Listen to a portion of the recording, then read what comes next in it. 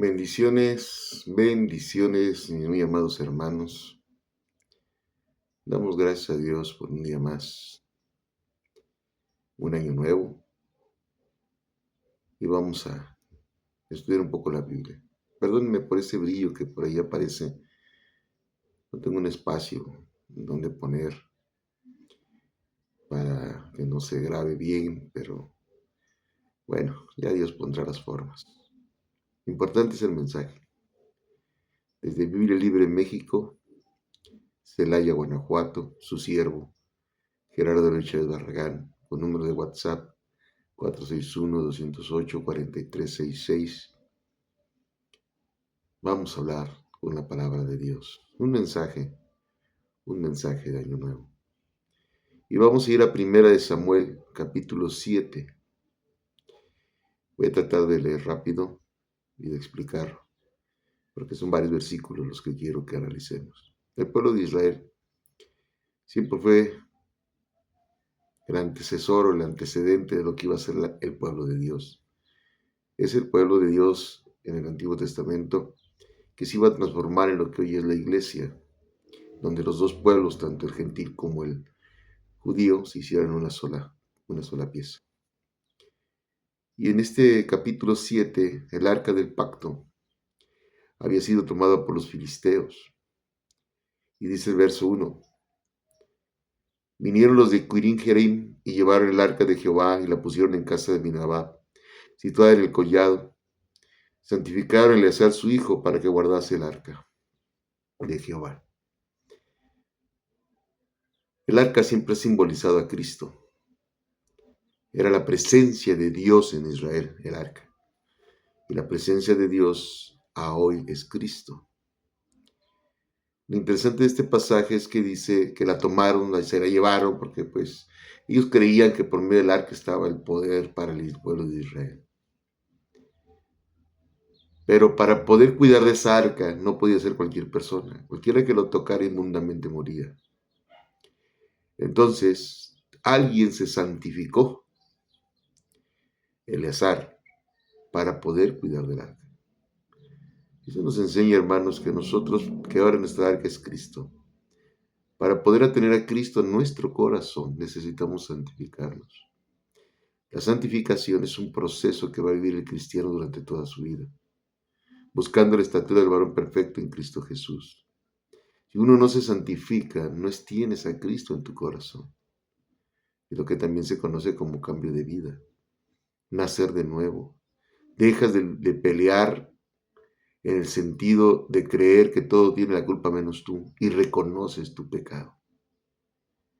Ese reconocimiento te lleva a Cristo, recibes al Señor, transformas tu vida y te empiezas a santificar. Si no estás en ese proceso, preocúpate, porque entonces el arca, Cristo, no está en ti. Luego dice el verso 2, desde el día que llegó el arca a Kiriat Jearim, pasaron muchos días, 20 años, y toda la casa de Israel lamentaba en pos de Jehová. Cuando uno no se siente digno de Cristo, lloras mucho, te lamentas. Ellos buscaban la presencia de Dios que veían en su arca y ya no estaba. Pero había una razón, y lo dice el siguiente versículo. Habló Samuel a toda la casa de Israel diciendo, si de todo vuestro corazón os volvéis a Jehová, quitad los dioses ajenos, y astarot entre vosotros, y preparad vuestro corazón a Jehová, y solo a él servid, y os librará de la mano de los filisteos. ¿Cuál era el problema de Israel? Porque Dios permitió que su presencia fuera llevada a otro lado por el pecado. Israel tenía dioses ajenos. Israel estaba en total depravación para Dios. Tú no puedes decir que eres cristiano si tu vida sigue en pecado. Tú no puedes tener la presencia de Cristo en tu vida si estás en pecado. Por eso nos lleva al arrepentimiento. Por eso dice, si volvieses a Jehová con todo tu corazón. Los ídolos no son solo estatuas, son personas, son amores que estén por encima de tu Señor Jesucristo, de tu Dios. Usted puede amar más a un hijo que a Dios y eso es un ídolo. El Señor fue claro, dejarás padre, madre, no, aborrecerás padre, madre, esposa, esposa, hijo, hijos, antes que a mí. Si tú amas más a esas personas que son más cercanas a ti que a Cristo, no eres digno de Cristo.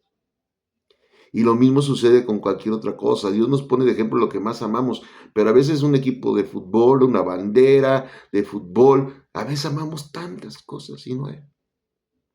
¿Eres segundo o tercer lugar en tu vida? No estás en Cristo. Y Dios te dice, vuelve a mí, arrepiéntete, deja tus ídolos, deja tus cosas y búscame a mí. Prepara tu corazón y solo sírvele a Él. Entonces los hijos de Israel quitaron los Baales y Astarot y sirvieron a Jehová. Y Samuel dijo, reunid a todo Israel en Mizpa y yo oraré por vosotros a Jehová. El pueblo de Israel obedeció lo que su profeta les dijo y lucharon por santificarse. Hoy en día vemos demasiados cristianos que oímos la palabra, la escuchamos y no escuchamos a ese profeta moderno que es el pastor o aquel hermano que te dio la palabra de Dios, porque todo el que hoy en día habla con la palabra de Dios es el profeta de hoy.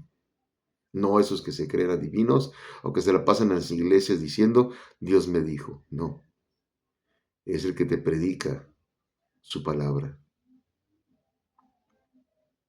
Si tú escuchas su palabra, cambias. Si tú no te llenas de su palabra, nunca cambiarás. Porque es la palabra la que transforma y da vida. Es la palabra la que nos lleva al arrepentimiento. Es la palabra la que nos acusa y nos enseña que somos pecadores. Y se reunieron en Mizpa y sacaron agua y la derramaron delante de Jehová y ayunaron aquel día y dijeron allí contra Jehová hemos pecado y juzgó Samuel a los hijos de Israel en Mizpa. ¿Qué hicieron? Reconocieron que eran pecadores. ¿Cuántas veces has pecado y ni siquiera un arrepentimiento o un mensajito de perdón le das al Señor? ¿Cuántas? Somos pecadores mientras estemos en esta carne. Somos débiles. Pero Dios nos va a ir dando la fuerza para no pecar más. ¿Te estás santificando? En cuanto tú pecas te das cuenta y le pides perdón a Dios. Piénsalo, porque es importante entenderlo. ¿Qué hiciste este año 2024 que pasó? ¿Ya pediste perdón a Dios? Y si tú crees que fuiste perfecto, aún así le pediste perdón por tu soberbia. ¿Le pediste perdón por si acaso? Le has dicho, Señor, yo no sé, pero seguro estoy que te he ofendido. Perdóname. Y si sabes que lo has ofendido, has reconocido tu pecado y confesado tu pecado a Él para que Él te limpie nuevamente. Él es fiel y justo para perdonar. Pero si tú no haces ese acto de arrepentimiento, no estás en Cristo. Cuando oyeron los filisteos que los hijos de Israel estaban reunidos en Mizpa, subieron los príncipes de los filisteos contra Israel, y al oír esto los hijos de Israel tuvieron temor de los filisteos. Entonces dijeron a Israel, Samuel, no ceses de clamar por nosotros a Jehová nuestro Dios, para que nos guarde de la mano de los filisteos. Siempre hay oposición cuando tú oras. Siempre va a haber oposición cuando tú te entregues de verdad a Cristo. No te va a querer el mundo, no te va a querer tu padre, tu madre, tu hermano, un hijo, un amigo. Pero tienes que estar dispuesto a pagar ese precio, porque solo así estás con el Señor.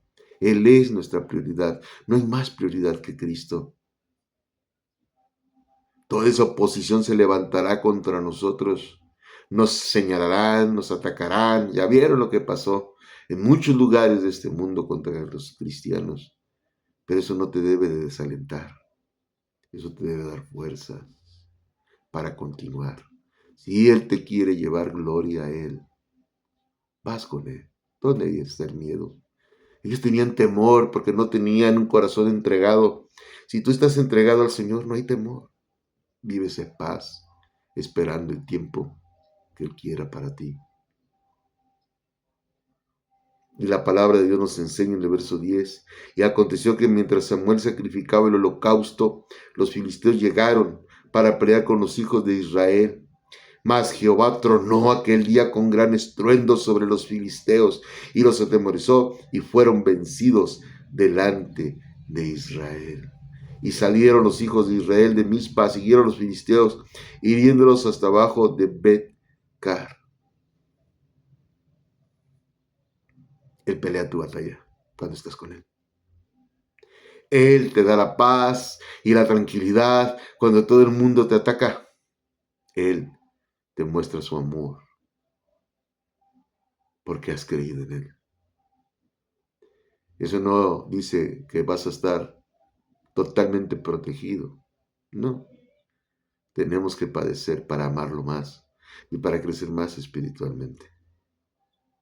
Pero tienes una garantía, que Él está a tu lado en las peores batallas y que Él pelea las batallas. Así que nosotros vivimos confiados. No es que te va a sacar de todas, hay necesidad a veces de padecer, pero aún en ese padecimiento está a tu lado, fortaleciéndote para soportarlo. Ese es el Dios que desde el Antiguo Testamento ha existido hasta hoy, porque Él no cambia. Nosotros somos los que nos soltamos de su mano. Y por último leamos este versículo. Tomó luego Samuel una piedra y la puso entre Mizpa y Sen y le puso el nombre de Ebenezer, diciendo, hasta aquí nos ayudó Jehová. Hasta aquí, hoy, 1 de enero de 2025, nos ayudó Jehová. Nuestro Dios es el mismo, Él no ha cambiado. Y Él está cuidando de nosotros, llevándonos con su mano por el camino que Él tenía preparado desde antes para nosotros. Él nos tomó desde antes de la fundación del mundo.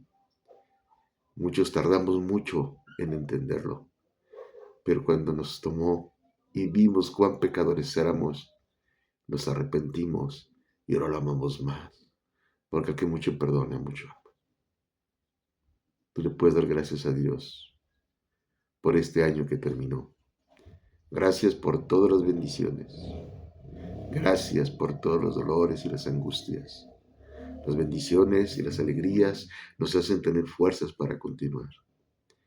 Y las tristezas y los dolores y los padecimientos nos hacen fortalecernos para creer más en Él y saber que Él tiene el control de todo.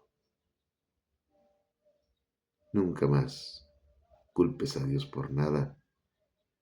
Vivamos arrepentidos constantemente para que el día sea ligero, porque su carga es ligera. Que este 2025 Dios te guarde, te bendiga, te cuide, pero sobre todo nos haga crecer más espiritualmente para vivir el Evangelio y predicarlo a todas las naciones.